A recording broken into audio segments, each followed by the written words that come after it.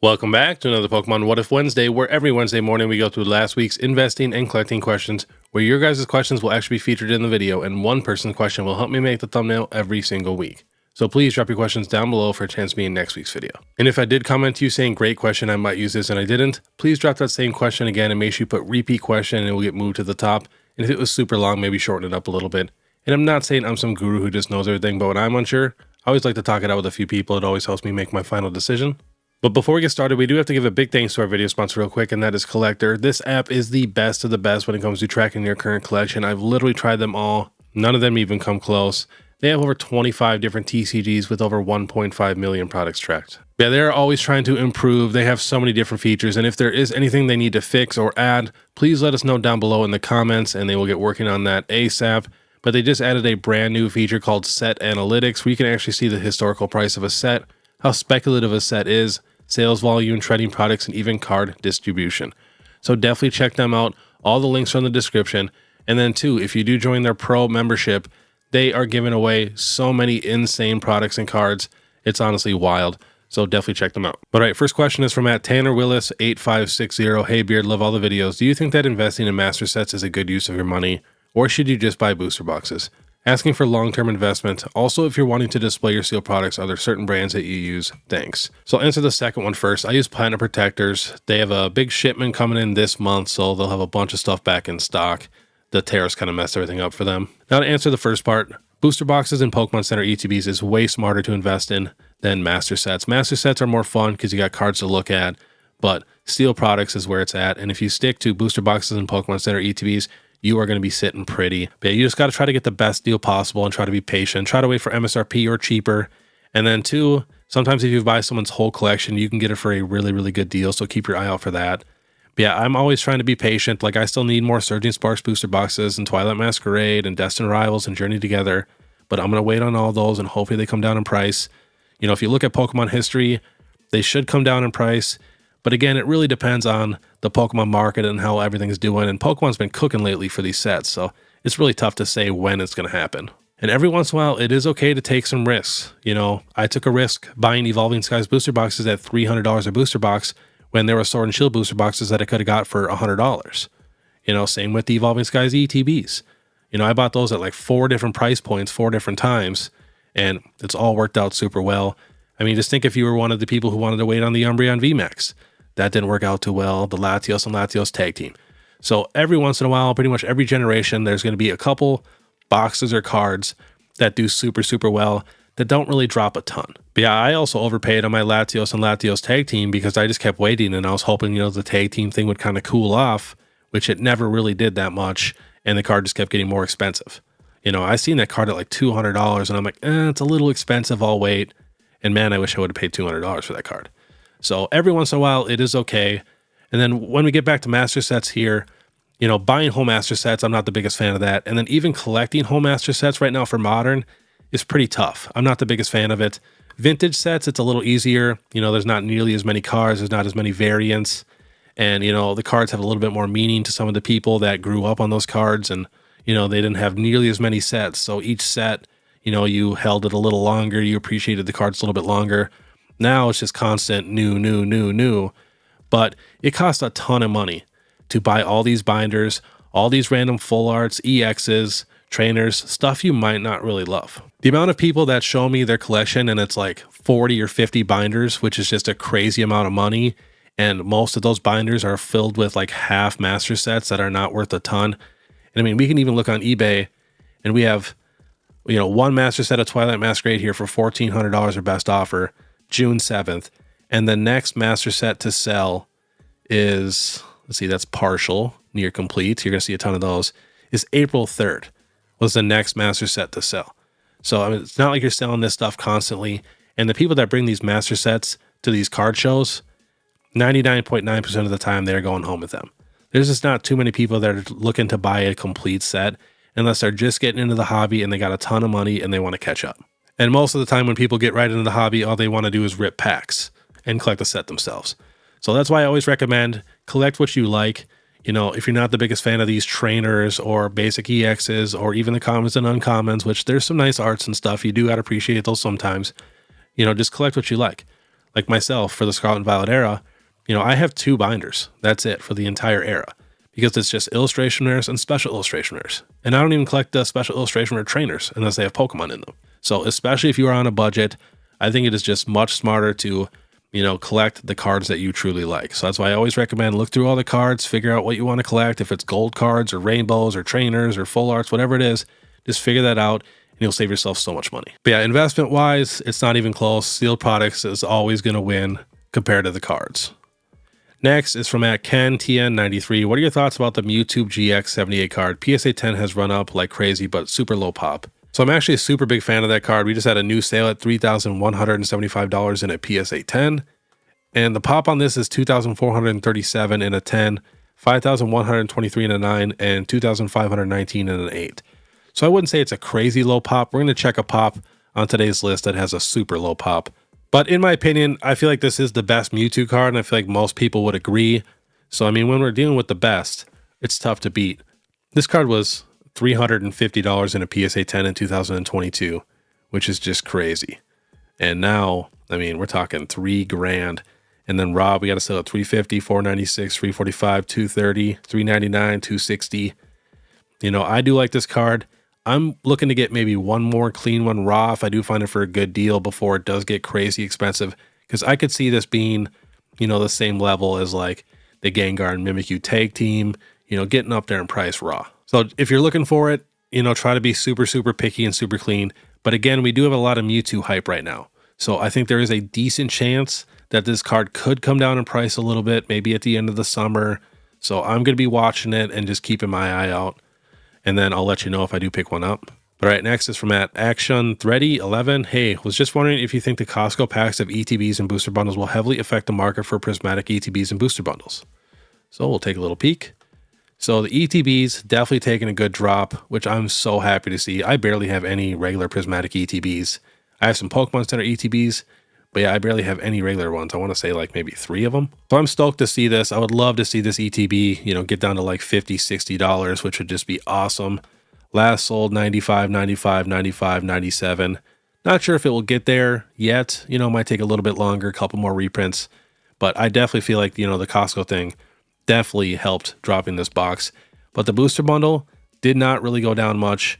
I mean, if we check the 1 month, it got down to 58. But now last sold 66, 80, 67, 67, 67, 65. So it didn't do too much to the booster bundle, and that's already bouncing back. But the ETB definitely took a hit. Because I haven't really been buying too much, and I'm also not one of these people that's going to go wait in line at the stores. And then even the online drops, I'm pretty busy. I'm always playing with my daughter and stuff, so I don't like to just sit on my phone and wait for that stuff either. So I really haven't been buying too many sealed products, just when I can get it for a good deal. But yeah, just got to be patient. All right, next is from George Juarez 1517. Do you think the Pichu 5th anniversary PSA 10 will continue to go up in value, or do you think it will drop? And thank you for always making amazing, helpful videos. So guessing you're talking about the Chinese 5th anniversary card. This card is super cool. These are like my all-time favorite cards for like exclusive cards, is when they have all of these different Pokemon in here like this. Japanese has quite a few cards like this, and I think they are the best cards. I like these so much more than like the ponchos or even like the Scream cards and stuff. I love seeing a ton of Pokemon all in one card like that.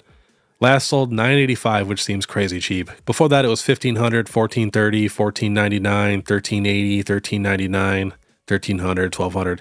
It's so tough to say. I mean, I remember people picking this card up at $500, $600. We even have a sale here at $574, which was January 2nd of 2025. I was going to get one at about $650, and I decided not to. Really wish I would have, but I'm very cheap when it comes to buying expensive cards. So I do miss out on a decent amount of cards like this.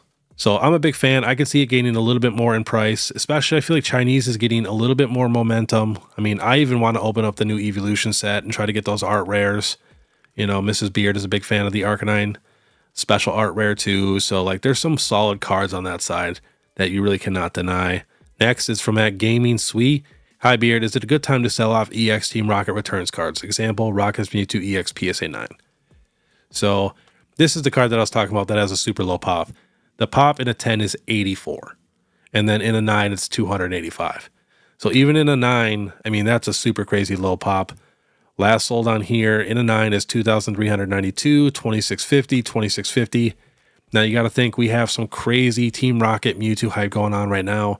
So realistically, this would be a great time to sell the card. But now you got to keep this in mind. There is a good chance that this Mewtwo does keep climbing because it is so rare and the pop is so low. But it's definitely, you know, this expensive right now because of the Mewtwo hype and the Destined Rivals hype. Like if we wouldn't have got that set at all, I think this card would be much cheaper. Still very expensive, but still definitely a little bit cheaper. So it's totally up to you. That's a lot of money, especially if you got it for a really, really good deal. You know, sometimes you just got to bite the bullet and sell the card or box, you know, and take that profit and maybe invest it into something else. But if I had this card in a PSA 9 myself, I would definitely hold on to it. Next is from @Rideout21R97. Hey, Dr. Beard, I'm in love with the Nidoking SR from Destined Rivals, but it will obviously come down in price over the next little while. What is your guess on where this card ends up price-wise in a couple of months? So if we give it a couple months, we get a couple new sets, I feel like $60, $75 for this card is pretty solid. I can't really see it getting below $50. And then on the other hand, I could also see this card getting hyped up to $120 or $150. I feel like people are already forgetting that, you know, just 3 or 6 months ago, there was people just doing crazy market manipulation and hyping up these cards like crazy, you know, doing huge buyouts and relisting them for a ton of money, which can definitely happen again. But it got down to $90. Now last sold $85, $89, $99, $90, $97, $90, $115, $82. And I mean, paying $80 for the Nidoking isn't the end of the world. Like I said, I can't really see it getting much cheaper than $50 ever. Next is from @Atoxamed. It's impossible to predict the future, but when would be the best time to buy the big hits from Sword and Shield era? Would it be best to go for that PSA 10 slab? I really want that Giratina alt art. It's my dream card. So I'm not the biggest fan of buying these modern PSA 10 cards. So I like to just stick with raw, especially if you can get a nice clean raw one where it has a chance of getting a PSA 10. That's super nice. But the Giratina is coming down in price right now, which I'm super stoked for because this is a card I'd love to get just a couple more because I'm just obsessed with the card. And the one that I have for myself, I got it for a crazy good deal. It's pretty off-centered, and I normally don't care too much, but I really, really love this card, and I'd love to get it super, super clean and nice front and everything. But last sold $550, $454, $532, $530, $520, $495, $480. I mean, that $450 sale is looking very, very nice. So I would probably wait a little bit longer. You know, a lot of collectibles come down in the summer, which we've seen already. People just get busy. People are spending money elsewhere. So just wait a little bit longer, keep watching it. And hopefully you can get this card for maybe $350 or like $400. I feel like that'd be a solid buy because it is such a cool card. Next is from @Andrew Ronde VX5XN. Repeat question, should I trade my PC Fusion Strike ETB towards the Gengar from Fusion Strike? It won't 10. So, I mean, that's a pretty solid trade on your end because the box is only worth $260, you know, maybe $270. And the Gengar is worth, you know, $577. We got a near mint here at $300. That doesn't seem right. Most of the sales are all over $500. So that is definitely a pretty solid trade. And let's say that is your favorite card. You know, I'd maybe do it, especially if you got a couple Fusion Strike Pokemon Center ETBs. Then I would definitely do it. Because, I mean, that's a pretty big price difference. Next is from Turbo Fire Packs. Hey, Beard, my favorite card in Pokemon is definitely the Obsidian Flames Charmander promo number 44. I bought one PC stamped when they were $165. Now they have dropped to around $110. Should I buy more? Is now the time. So we'll take a little peek. Last sold on Pokedata, we got 86, 98, 118, 120, 110, 100, 100. I'd wait a little bit longer. Like I said, you know, dead middle of summer, and you might be able to get this card for anywhere between $60 to $90, which I think would be awesome. I would also pick one up myself because I am also watching every single Pokemon Center promo because I don't have a ton of them. You know, they just went so crazy so fast. You know, I got a decent amount of like Mimikyus and stuff and some of the smaller guys, but I would love to get a couple, you know, Charmanders, Snorlaxes and stuff. So I'm hoping they keep dropping. And make sure you're looking for clean copies because these do have really low pops. I mean, the pop is 550 in a 10 and 2,374 in a 9. There's even 1,500 in an 8. So definitely very, very tough to grade, which is why these PSA 10s just go wild. All right, next is from @Lion Den Collecting. Would you pick up an Evolving Skies booster box or each of the current Scarlet and Violet booster boxes available? So that's a super tough question. I do think a lot of the Scarlet and Violet era booster boxes will come down in price a little bit if the market does cool off. And Evolving Skies is honestly, if you look at it just set-wise, I think it's the best set ever created in Pokemon history. I mean, you can argue me down below, but if you're just looking at solely the set, most popular Pokemon, cleanest arts. You know, people don't really complain about the VMAX gimmick compared to the Crown gimmick for Scarlet and Violet era and stuff like that. So, I mean, I'd probably lean towards Evolving Skies, even though I don't like buying stuff that expensive. Like, I already have a decent amount of Evolving Skies right now. But let's say if I didn't have any Evolving Skies, I'd probably get one booster box at least, just to have a booster box of the greatest set ever created in Pokemon history. Next is from @Beppo Styles. Hey there, Beard. If you pulled a Prismatic God Pack right now, what would you do with it? Have a good one. So obviously try to grade any of them if you think it has a really good shot at a 10. But if you're not collecting every single special illustration rare and you're not the biggest fan of these cards, I'd probably honestly sell all of them and maybe just keep the Umbreon, because you never know what that's going to do in the future. And, you know, you're at least for sure locking down the best card in the set or the most expensive card in the set. And I definitely feel like the art-wise, I think the Umbreon has the coolest art. But I definitely feel like with the rest, they'll go down a lot more and you'll be able to get them a lot cheaper if you want to pick them up in the future. When Umbreon, you know, it'll probably come down in price. Hopefully it gets down to like $750 or maybe even $500. But you never know, and at least you don't have to spend $500 again in the future to get that card because you already got it. So keep the Umbreon, maybe the Sylveon if you're a big fan of that one. That's the second most expensive. And then sell the rest. And then, of course, if there's any PSA 10 quality cards, get them graded ASAP. Next is from @Darth Big E. Hi, Beard. I recently have a reverse holo Squirtle 151 with PC stamp graded. It came back at 10, but PSA messed up and labeled it as a regular reverse holo. Is it worth the hassle to have them fix the error? Have you had any experience having PSA fix the labels? I haven't myself, but I know a decent amount of people that have sent cards back and got the label fixed. I don't think it's, you know, that big of a hassle. I think it just takes a while. So, you know, if it's something for your collection and you're not trying to sell it, then you might want to do it, get that done with. Next is from @Kendrick Sanchez 8434. That's awesome. Didn't know you were into the UFC. What Pokemon do you think would do best in the UFC? Yeah, the UFC is honestly my favorite sport. I'm obsessed with fighting. It's one of the reasons why I love Pokemon so much, is because of the fighting and battling. And, you know, I've been boxing and kickboxing and wrestling and everything my whole life. I just love that stuff. Just obsessed with it. Now, what Pokemon do you think would do best in the UFC? Obviously, Machamp, you know, Hitmonlee, Hitmonchan, Hitmontop, Lucario would do super good, Greninja would do super good. But I'm honestly a super big fan of Hitmonlee. He's actually my favorite fighting Pokemon, so I'd love to see him do work, especially with his kicks and stuff. I feel like he'd be really tough to take down. He'd just be kicking you in the face anytime you try to shoot. And then also Urshifu would be also super tough to beat. Next is from @Pokemon Boulevard. I know many Pokemon experts on YouTube push away questions around scanners as rubbish, but objectively speaking, with such pace in technology development, how soon will there be a commercial scanner feasible that will render all sealed collections useless? Even if there was a scanner like that, it would not make all sealed collections useless because, you know, it actually makes some of them even more expensive. Because now, if you have a sealed collection, you know there's an Umbreon in there. Like if you scan a Evolving Skies booster box and it says there's an Umbreon VMAX in there, that box is going to be worth so much money. Just knowing that you have a sealed box with a crazy card inside, it's just going to make it go crazy. So I definitely feel like it's not going to just take away all the value if that does ever happen, which I don't think it really will.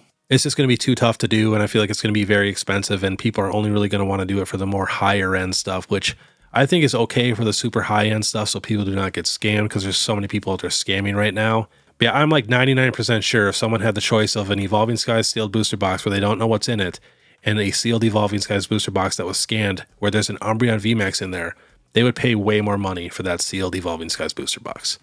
So worst case scenario, that's what's probably going to happen. The stuff with the good hits is going to be worth more. And if it's kind of a dud box, it's going to be worth less, or they're going to say it wasn't scanned, you know, which is going to suck for people that are trying to open it. But if we're talking super expensive boxes, 99% of the people are not opening them, and there's still going to be great cards in the box, just not the best card. Next is from the token one. I got a case of Temporal Forces from the Pokemon Center, and the tape was split when it arrived, so it wasn't a clean case to hold.